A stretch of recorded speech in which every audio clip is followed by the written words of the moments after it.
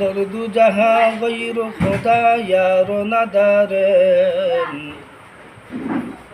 ना दर्द जहाँ गैर खुदा यारेन जुस याद खुदा हिस्द गरो कारो नदारेन जुस याद खुदा हिस्द गरो कारो नदारेन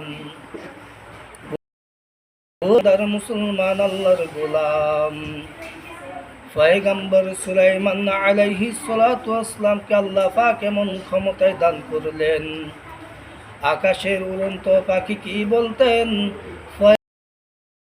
কানে শুনতেন, জমিনের নিচে পিপিলিকা কি বলতেন পয়গম্বর সুলাইমান কানে শুনতেন, নদীর মাঝখানে পানির ভিতরে মাছ কি বলতেন পয়গম্বর সুলাইমান কানে শুনতেন। তারা এমন রাষ্ট্রনায়ক ছিলেন, তারা ইমামতি কইরাই নামাজ পড়াইতেন। মুসলমান ইমানদার এখন নামাজ বাদ দেওয়ার পরিকল্পনা চলছে, প্রতিযোগিতা চলছে। আর বলে নামাজের মতো নামাজ একবার পড়লেই হয়। মুসলমান ইমানদার ইমান নষ্ট হয়ে গেছে। সারা পৃথিবীতে ইহুদি ও খ্রিস্টানেরা মুসলমানের বংশীয় ও ধর্মীয় দুশ্মন, চিহ্নিত দুশ্মন।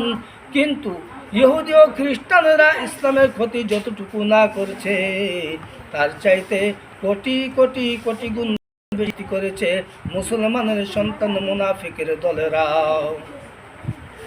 আমেরিকা থেকে বুশ বাংলাদেশে আইসা কয় নাই বাংলাদেশের জঙ্গিবাদী ট্রেনিং দেওয়া হয়। ইহুদির সন্তানেরা বলে নাই বাংলাদেশের জঙ্গিবাদী হয়, বাংলাদেশের জঙ্গিবাদী ট্রেনিং দেওয়া হয়। এই কথা কোনো খ্রিস্টানের বাচ্চা বলে নাই। নবীকে সন্ত্রাস বলে গালি দিয়েছে, এই কোনো খ্রিস্টানের বাচ্চা নয়। মুসলমানের গর্ভের সন্তান জন্মগ্রহণ করিয়ে নবী বলে গালি দেয়। ইহুদিরা গালি দেয় নাই, ইহুদিরা কওমি মাদ্রাসাগুলিকে জঙ্গিবাদীর আকরা বলে নাই। মুসলমানের সন্তান হইয়া বাংলার জমিনের মাদ্রাসাগুলিকে জঙ্গিবাদীর আকরা বলেছে। এর মুসলমানের ইমানদার মাদ্রাসার মধ্যে জঙ্গিবাদী ট্রেনিং দেওয়া হয় নাকি অন্য কিসের ট্রেনিং দেওয়া হয়? ভালো করে নজর করে দেখ এ মুসলমান।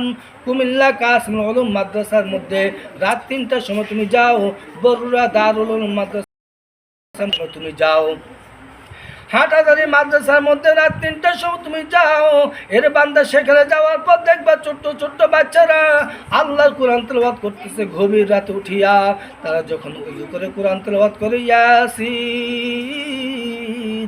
ওয়াল কুরআনিল হাকীম ইন্নাকা লামিনাল মুরসালিন আলা সিরাতিন মুস্তাকিম। আল্লাহ পাক রব্বুল আলামিন ডাক দিয়ে কয় ও ফেরেশতা জলদি করিয়া যা। এই ছোট্ট ছোট্ট বাচ্চারা মাদ্রাসার মধ্যে থাকিয়া আমি আল্লাহ পাকের কোরআন তেলাওয়াত করতেছে, আমি আল্লাহর পাকের রহমতের দরিয়ার মধ্যে জোশ মারতেছে। ফেরেশতা জলদি করিয়া যাও।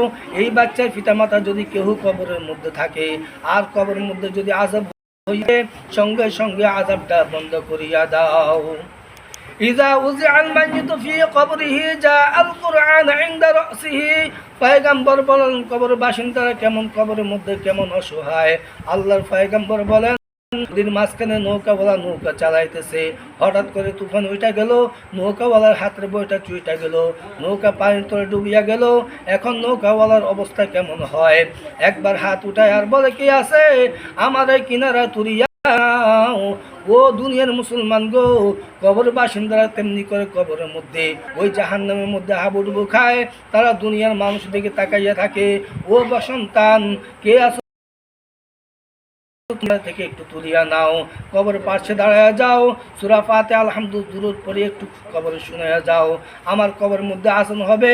ও সন্তান আজকে তুমি যেই ঘরের মধ্যে থাকো এই ঘরটা তোমার নয়, এই ঘরটা এমন একদিন আমার ছিল, আজকে এই ঘর আমার নাই, তোমার হয়ে গেছে। এর সন্তান যেই কম্বলের গায়ে দিয়ে আজকে তুমি ঘুমাও এই কম্বলের নিচে এমন একদিন আমি ছিলাম, আজকে এই কম্বল তোমার আমার নয়। এর সন্তান যেই প্লেটের মধ্যে তুমি খানা খাও ওই প্লেট তেমন এক সময় আমার ছিল, আজকে তোমার হয়ে গেছে। সন্তানদের কিছুই তো আমি আনলাম না, সব কিছু রেখে দিয়ে আসলাম। ও সন্তান তোর অন্য কোনো বিষয় নাই, একটাই আবদার, তুই একটু আমার কবরের পাশে আইসা সূরা ফাতিহা আলহামদুলিল্লাহ পড়ে আমাকে শোনায় দাও, আমার কবরের মধ্যে একটু আসান হবে।